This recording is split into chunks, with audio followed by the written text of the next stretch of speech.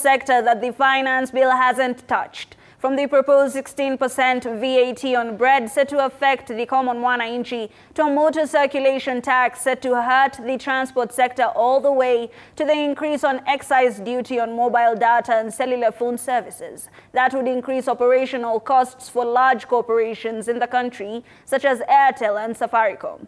This has prompted feedback from Kenyans, corporations, institutions, associations, societies, religious bodies, and institutes across the country. Our reporter Kisewa Emery asks, will this feedback be taken into account? For the last month, public participation on the finance bill has been ongoing across the country.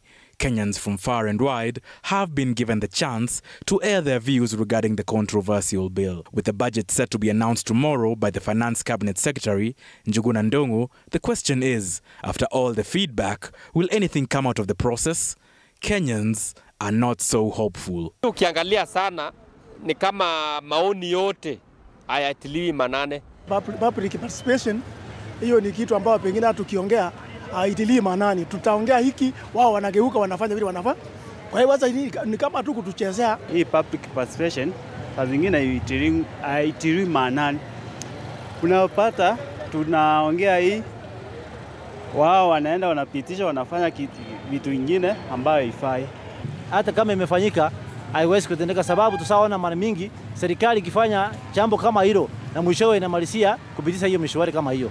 On Monday, the last day for the public participation, Kenyans gave impassioned appeals. Let us ensure that we keep these children at school, because some of them, they come because of this piece of bread. So, I want to urge you, Bwana Chair and your committee, tafadhali, hii kitu ni ya muhimu sana. Will their opinions matter once the bill lands on the floor next week? Azimio members of parliament say they are overwhelmingly against it. What I'm against is, why should you introduce taxes?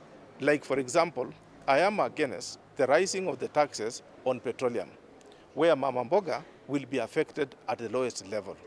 If that tax will go to that margin, it will mean we will suppress the lower economy instead of expanding the best. However, UDA MPs say that they shall be passing the bill so as to push the government's agenda and create meaningful development in the country. The option of rejection in total of the finance bill is not on the table for Parliament. I did tell them they have to have faith and trust in me to balance between our development needs and the tax burden that we can bear. So that's it. Did the public undertake the public participation exercise just to tick the boxes? Kisewa Emery, TV 47.